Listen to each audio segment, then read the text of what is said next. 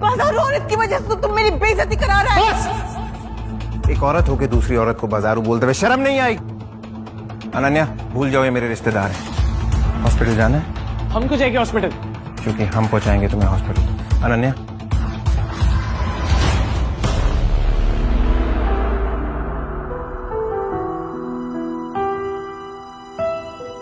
Sir, उन दोनों को सबक सिखा दिया है।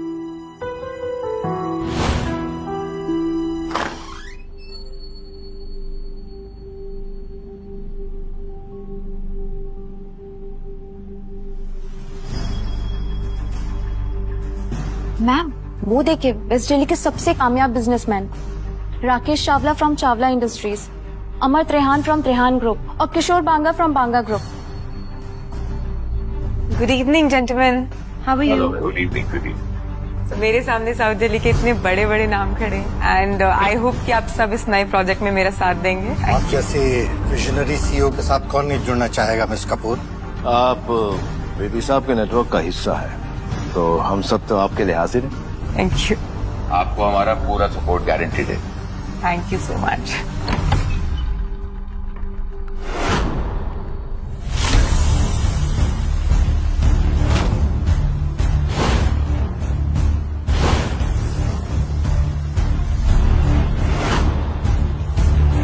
ईरा मैम, आपका एक्स लूजर हस्बैंड यहाँ पे क्या कर रहा है? Excuse me for a second, तुम यहाँ क्या कर रहे हो? बात है ना, ये पार्टी तुम्हारे जैसे लोगों के लिए नहीं, क्या मेरा पीछा करते करते हर जगह पहुंच रहे हो? और ये सूट कहाँ से लेकर आए भाड़े पर?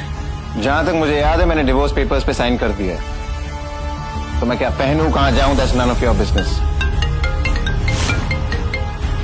हेलो हेलो, ईरा बेटा, आकाश और मैं हॉस्पिटल में। रणवीर से मिला था एक लड़की के साथ। मैंने तो सिर्फ इतना ही पूछा था कि ये लड़की कौन है, तो उस चुड़ैल ने मुझे थप्पड़ मारा।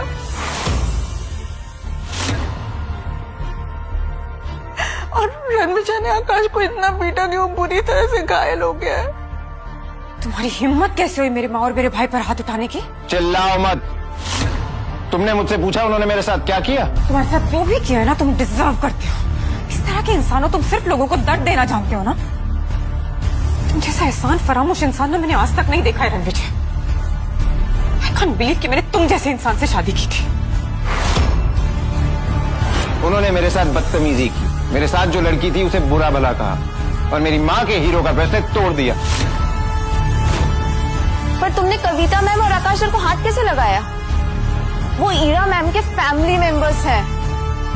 और जिस लड़की की उन्होंने इंसल्ट की वो मेरे लिए इम्पोर्टेंट है।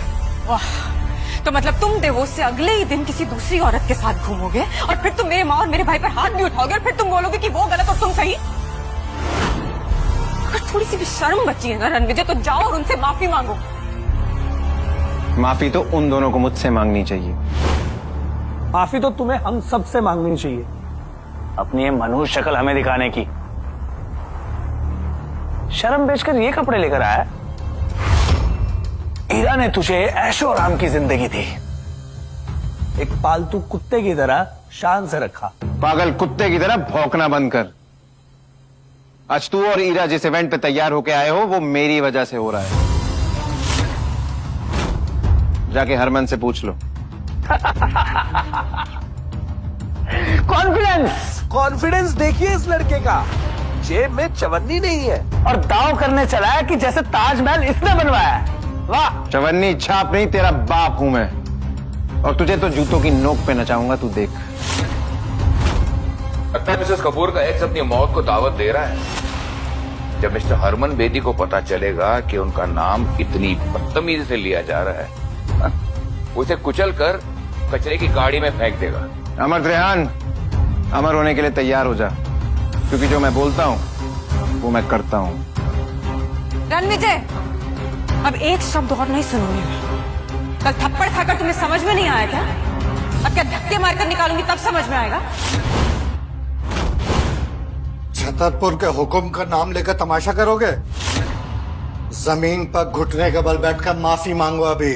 चावला, तुझे तो मैं भीख भी ना दूं, तू घुटने टेकने की बात कर रहा है।